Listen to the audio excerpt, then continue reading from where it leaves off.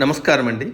అంతర్యామిలో ఈరోజు అంశం సత్యదర్శనం. మనకు అందించిన వారు గోళి రామచంద్రారావు గారు. వినిపిస్తున్నది మీ విజయభాస్కర్. జీవితాన్ని ఉత్సాహభరితంగా ఆస్వాదించాలి.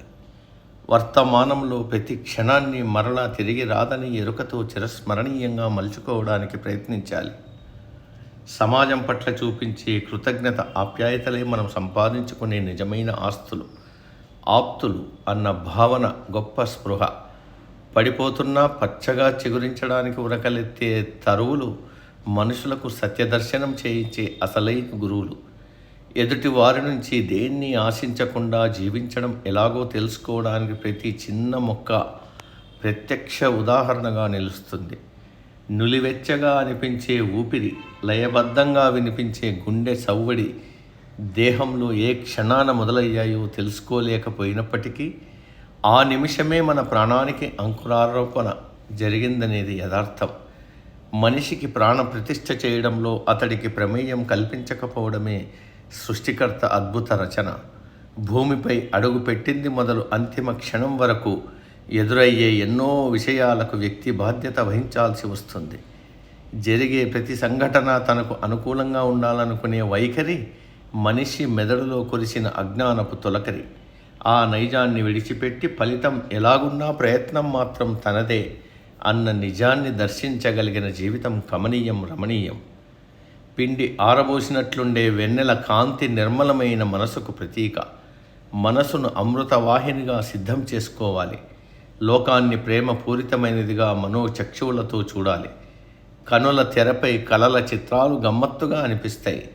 ఎప్పటికీ జరగవని తెలిసినా కొన్ని స్వప్నాలు మనసుపై ప్రభావం చూపిస్తాయి.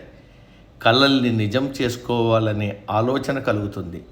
గొప్పవారిగా ఎదగాలంటే ముందుగా లక్ష్యానికి తగిన కలలను కనమని పెద్దల ఉవాచ.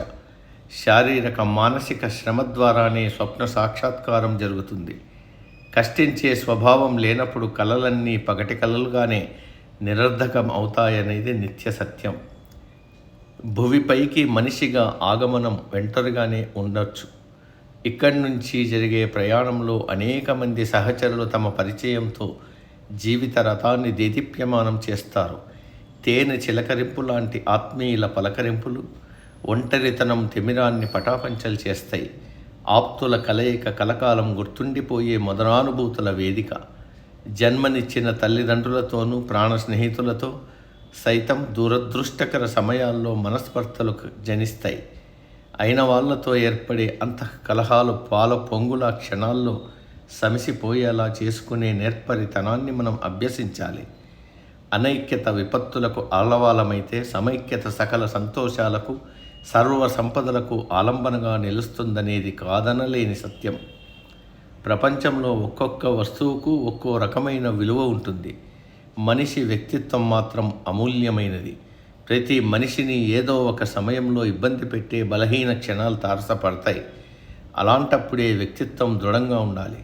పర్వత శిఖరంలా నిటారుగా ఎదుటివారు తలెత్తి గౌరవించేలా నిలవాలి.